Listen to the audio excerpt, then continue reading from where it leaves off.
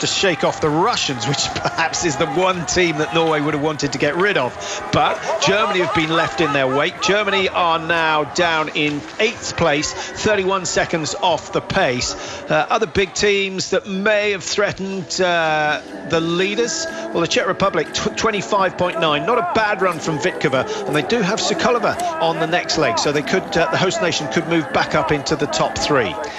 Ukraine, a little surprising, down in 9th for me. I thought the Ukrainian team would threaten in a top 5, a top 6 position, but 9th at the moment. It's early days. Early days. And what about Poland? That's a really good run from Kristina Palka. We've seen it time and again this season. She leads well in the relays. Gwizdon takes leg 2, and then I think Poland again a struggle after that. Their men's team not quite at the same level as their women's. Just looking at Zaitseva's time, 4.1 behind Berger. Remembering back to Antholz, Zaitseva was 15th and then I think 17th in the final 2 races before the break.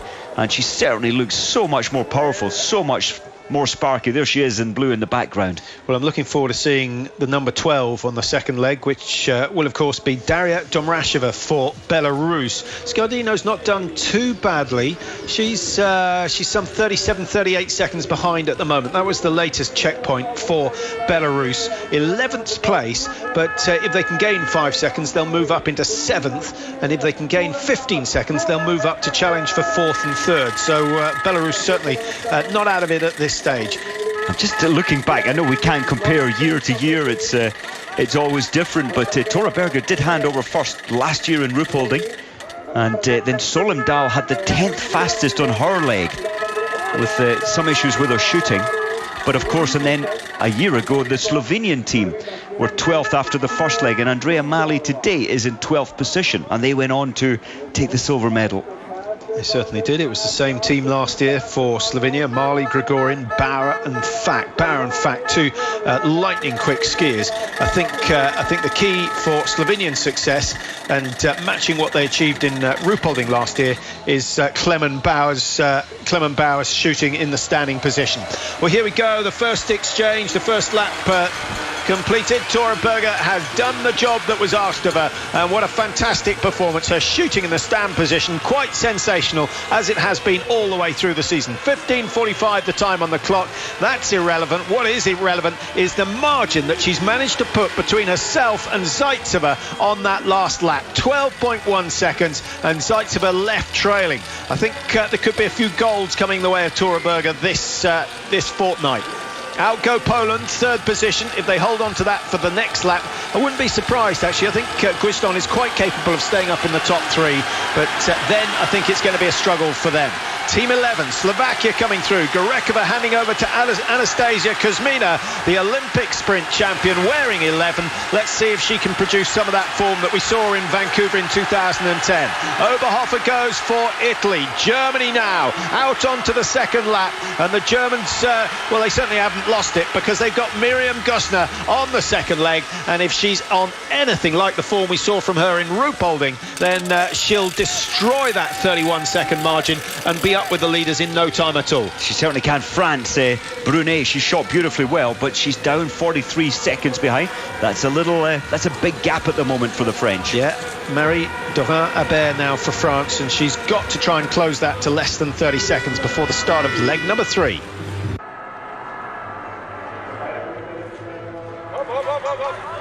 Welcome back to Nove Mesto, and the athletes now out on to leg number 2. Norway leading, Russia in second place, Poland a surprise 3rd at the moment, and Norway, of course, the defending champions, or double defending champions. Can you say that, Mike? They won it in 2011, they won it in 2012, and they could be the first team to win it 3 times in succession. It works for me. Well, last year they won by 20 seconds. And I think with Svensson on the last leg, well, then the French team have got Foucault on the last leg, Martin Foucault. So if they are anywhere near each other, if they're within 5 seconds of each other, it's going to be an incredible last leg. But at the moment, the French team, 43.7 behind. That is quite a margin for Doran to try and pull something back. Well, let's cast our eye over the margins between the leaders. Sulumdal a 14-second advantage, so she's already done a little bit of damage to the Russians. That's 2.5 seconds she's gained over the first kilometre. That's pretty good going. Kuzmina is doing well, holding her own, 31 down, and she was 35 down, so Kuzmina is flying in the first 1,000 metres of her challenge, and she needs to be a little bit careful. Domrasheva, the other woman we need to watch out for, she started 57 seconds behind, and Domrasheva in the green and red of Belarus. Well, that's the Norwegian suit. You'll be very familiar with that after the Norwegians have had such a successful season. The Russians, I don't think their suits changed since you started skiing about 20 years ago, 30 years ago. Exactly, but they stand out, and their performances over those 25, 30 years for me, they've always stood out. And the Russians normally get it together for the major championships, with the one noticeable flaw, which was when the World Championships went to Khanty-Mansiysk. Well, that led to a few sackings amongst the coaches and managers. Instant sackings. In fact, they were sacked before the end of the race. In true Russian fashion, I suppose. Yeah, they don't hang around. And Wolfgang Pichler, of course, responsible for training the Russian women. I think he'll be reasonably happy with the way these championships have started for them. They're in second position at the moment. Germany are on the charge. Mike, I saw Miriam Gusno with the head down. She's already gained a couple of places. She was in sixth at the exchange, 42 seconds down. We'll get another update on Gusno's performance very shortly. I wonder how she's going to shoot today. She couldn't have better conditions, Mike. It's nice and still in the range area, and I think this is a chance for Gusno to show what she can do, what she's capable of throughout the rest of these championships. Now, interesting, but you're mentioning Gusno there. She started 42 seconds behind, but she's actually lost, well, 1 second to Sulumdal. I thought she would have gone like a turbocharged rocket to try and close the gap, but maybe team orders, take it easy to the first shoot. Maybe Sulumdal, one of the quickest. Kuzmina, by my reckoning, is the fastest out there on the track. Domrasheva is now 52 behind, having started 57, so she's skiing at the same sort of speed as Kuzmina. So those perhaps two names that you need to watch out for throughout the championships. First target down for Sulumdal. Sulumdal, she took a long time there just getting the tension out of her fingers, getting the alignment perfect. She's got the luxury of time. Well, that is the perfect start for Sulumdal, and that 14-second lead could grow, but Russia are shooting very well. Olga Vilikina, but she misses number 4. That will be costly. The rebuilding of that position, 8 seconds maybe she's lost there. Now, the two skiing very fast, Kuzmina for Slovakia and Domrasheva for Belarus. One spare round required from Kuzmina. And taking a long time to get the last target down, so maybe paying the price for skiing a little bit too hard. Domrasheva is underway, going from left to right. Took a long time to get the first target down, but a nice rhythm in between the rest. 5 out of 5, good shooting. Gusno is taking ages getting the spare round. What's she doing? She can't get the spare round out. Throwing away a lot of time there. That must have been another 10, 12 seconds lost. Well, keep it, yeah, look at the margin already, 49, 50 seconds, Mike, and she's got some way to go before the clock will stop. So having started 42 behind, not the sort of start we were expecting from Miriam Gusno. I know she's got a lot of fans out there. Incidentally, if you do want to get in touch with us throughout the championships, biathlon.eurosport@yahoo.com or yahoo.co.uk. Try both. Both seem to be working okay.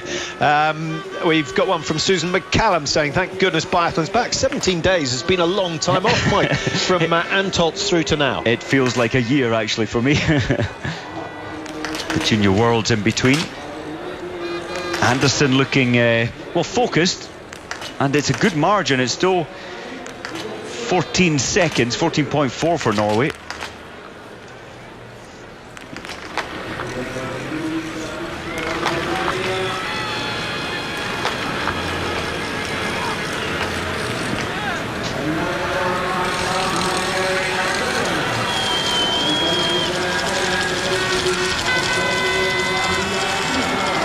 Sulumdal looking very, very graceful. She's done pull the feet together quite as close as many of the top skiers might, but there's hardly any rest phase in that technique whatsoever. Constant work, and I think that's something that she might have learned from Tora Berger.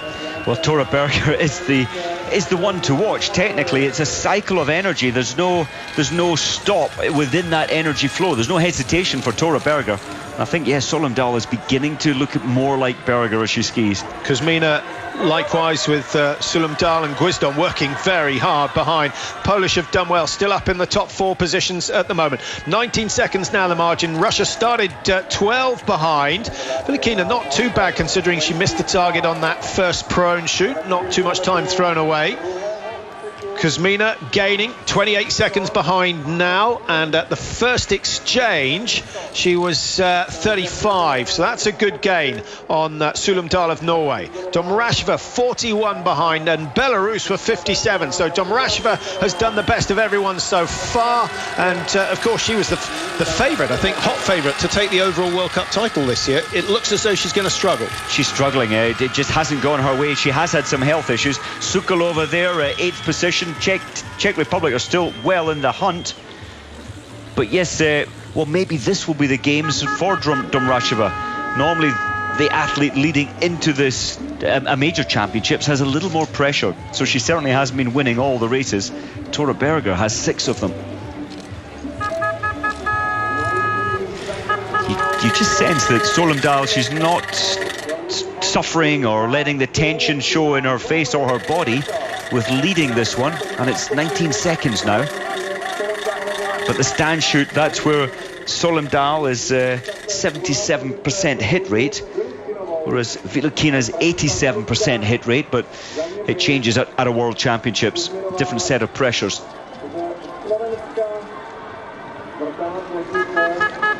So Sinove Solomdahl 25.56, another 500 metres to go before the second shoot on this second leg, and then it's pretty much all down to the men after that. Thanks to Alison Clements, who's obviously spent some time in Norway. A little bit of advice on some of the pronunciations. Never goes amiss. Surprisingly for me, Gerstner at the last check, she had lost 1 second to Solomdahl. So, well, there's Gerstner coming up on the right side of screen now. Passing is, I think that's Team Sweden. Well, it will be a disappointment for Sweden, won't it, Mike? Because they've got such a fabulous record in this mixed relay. They took gold, obviously, in 2007, the inaugural mixed relay. They took silver in 2009, bronze in 10. They've been 4th in 11 and 12, so always there or thereabouts. But without the likes of Ekholm and, of course, Magdalena Forsberg, they could do with all their best women being around at the same time. They could, and at the moment, Team Sweden down 1:14 behind. In fact, a little more than that. So, big moment for Norway. Is Solomdahl going to take a 15, maybe 20, even 30-second lead into the second half of the race? Terje Bo is waiting in the start area now. We'll be glad to see the first 2 drop. It's not particularly steady.